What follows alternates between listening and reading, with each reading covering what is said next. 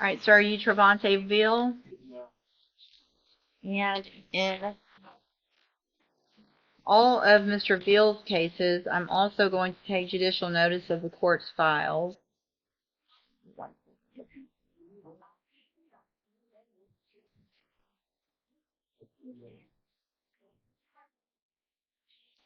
Mr. Ville was previously found not competent to stand trial, was sent for competency restoration. We have received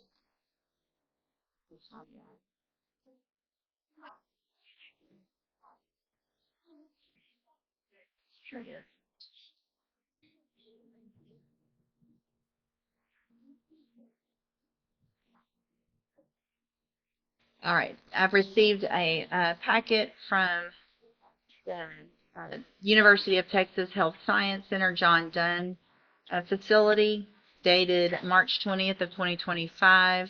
That includes a trial competency evaluation report. In that report, it does show that Mr. Ville has attained competency while he was there. And Here's a crucial moment.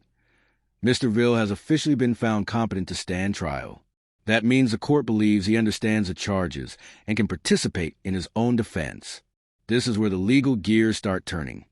Competency is not just a formality. It's the foundation for every decision that follows in this courtroom. also, I received the attending physician's report for the letter to the court, and that was prepared by Dr. Nubia Liberis, also with the summary of the competency restoration and the opinion that Mr. Ville is currently competent to stand trial. Is there any other evidence with regard to competency? No, Judge. Mr. Smith? Then at this time, based on that, I am going to find that Mr. Ville has achieved competency and is currently competent to stand trial. Mr. Lewis, will he waive the formal reading of the indictment in all of his cases? He does, Judge. And are we going on count one in all of them? Yes, Judge. Mr. Ville, in clause number 24, DCCR 1933, the state's elected to proceed on count one only. It alleges you committed the third-degree felony offense of harassment by a person in a correctional or detention facility from July 5th of 2024. And how do you plead to that charge? Yes. Are you pleading guilty freely and voluntarily? Yes, ma'am. And are you pleading guilty because you actually did what they've charged you with? Yes, ma'am.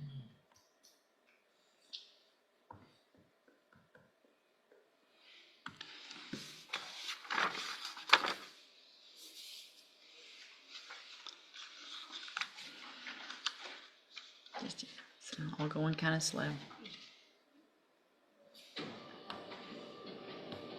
And then in clause number 24, DCCR 2061, the state has also elected to proceed on count one only. It alleges that you committed the third-degree felony offense of harassment by a person in a correctional or detention facility from August 20th of 2024. And how do you plead to that charge? Yes. Again, are you pleading guilty freely and voluntarily? Yes, ma'am. And are you pleading guilty because you did what they charged you with? Yes, ma'am. Notice the pattern here. Multiple counts of harassment, all pleading guilty freely and voluntarily. This is a textbook example of how the legal system handles repeated offenses within a detention setting. And you can't help but wonder, what drives someone to rack up so many similar charges? Audience, what do you think? Is it impulsivity, circumstance, or something deeper? And then in clause number 25, DCCR 0025, the state has elected to proceed on count one only also. It alleges you committed the third-degree felony offense of harassment by a person in a correctional or detention facility from October 30th of 2024. And how do you plead to that charge? Yes. Again, are you pleading guilty freely and voluntarily? Yes, ma'am. And because you did what they charged you with? Yes, ma'am.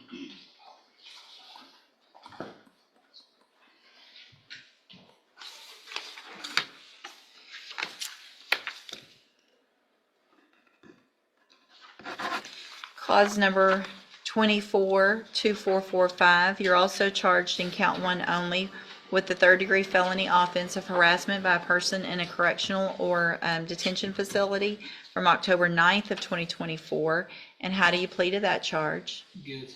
Again, are you pleading guilty freely and voluntarily? No. And are you pleading guilty because you did what they've charged you with? Yes, ma'am.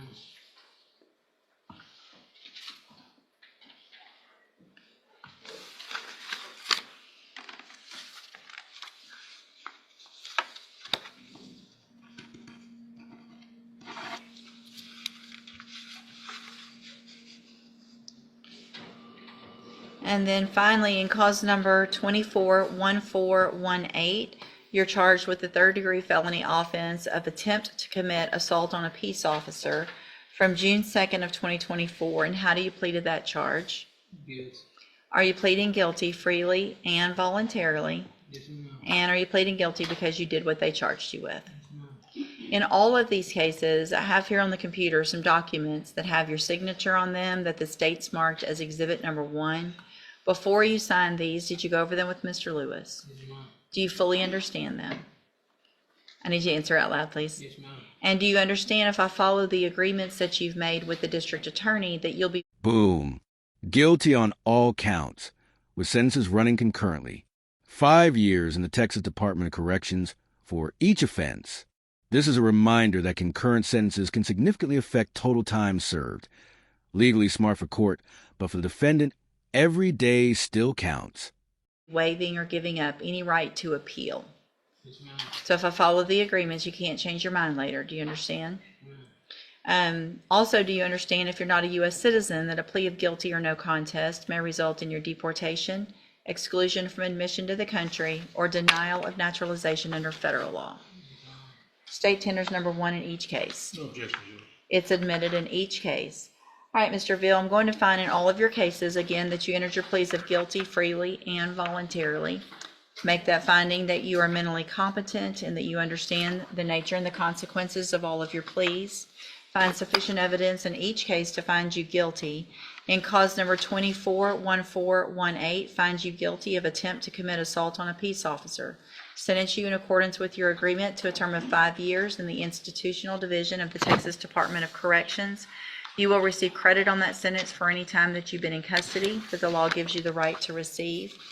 In cause number 242445, find you guilty of harassment by a person in a correctional or detention facility. Sentence you in accordance with your agreement to a term of 5 years in the institutional division of the Texas Department of Corrections. You will also receive credit on that sentence for any time that you've been in custody that the law gives you the right to receive. Cause number 250025, finds you guilty of harassment by a person in a correctional or detention facility. Sentence you in accordance with your agreement to a term of 5 years in the institutional division of the Texas Department of Corrections. You will also receive credit on that sentence for any time that you've been in custody that the law gives you the right to receive. Cause number 242061, finds you guilty of harassment by a person in a correctional or detention facility. Sentence you in accordance with your agreement to a term of 5 years in the institutional division of the Texas Department of Corrections. You will also receive credit on that sentence for any time that you've been in custody that the law gives you the right to receive. And then finally, in cause number 241933, find you guilty of harassment by a person in a correctional or detention facility. Sentence you in accordance with your agreement to a term of 5 years in the institutional division of the Texas Department of Corrections. You will also receive credit on that sentence for any time that you've been in custody that the law gives you the right to receive. These cases will all run concurrently, which means together at the same time. I'm handing you, in each of your cases, the trial court certifications that shows that these were agreements that I followed, and so you have waived your right to appeal. I also handed you a written admonishment regarding your ineligibility to possess a firearm or ammunition. Because of the judgments entered against you, you're ineligible under Texas law to possess a firearm or ammunition. Possession of a firearm or ammunition could lead to charges against you. Firearm is a legal term. You should read that written admonishment I provided you to see what devices qualify as a firearm. If you have questions about the laws that... Now, here's some serious judicial reality. Judge is laying down the law. One chance, one opportunity. This isn't just about punishment. It's about behavioral correction. Miss Bruce is 40. Yet the court treats her choices with the same gravity as a young offender. The message? Probation isn't optional. It's a test of accountability. Make you ineligible to possess a firearm or ammunition, or about how long that lasts, you can talk to Mr. Lewis. All right, good luck to you, sir. You can go back with the bailiff. Good morning, ma'am. Are you Ebony K. Broussard? And Mr. Nix, will your client waive the formal reading of the motion in each case? She will, Your Honor.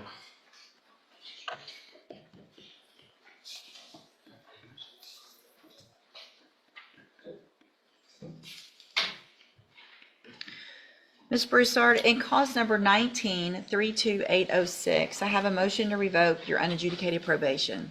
Shows that you were placed on probation January 21st, 2020 for the second-degree felony offense of assault on a peace officer, and that was a 10-year deferred probation. Is that correct? Yes, ma'am.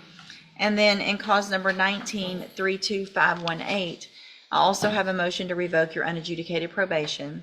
Shows that you were placed on probation January 21st of 2020 for the offense of escape while arrested or confined, a third-degree felony, and that was a 10-year deferred probation as well. Is that correct? Yes, ma'am. And then finally, in cause number 21-36615, I have a motion to revoke your unadjudicated probation.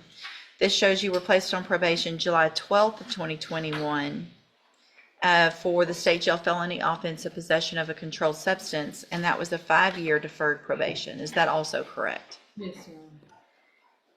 Each of these motions allege that you violated your probation. Count 1 in each case alleges that you failed to report as directed to the probation department March 18th of 2025, and is that true or not true? Yes, ma'am. True or not true? True. Thank you. Count 2 in each case alleges that you failed to immediately report to the probation officer your 2024 tax return documents, and is that true or not true? True. And then finally, count 3 in each case alleges that you were behind in your court-assessed fees. Is that true or not true? True. Did you enter your pleas of true to counts 1, 2, and 3 freely and voluntarily? Yes, ma'am. And did you plead true to those counts because they're all actually true? Yes, ma'am. In each of your cases, I have here on the computer some documents that have your signature on them with Mr. Nix that shows that the district attorney's let's see.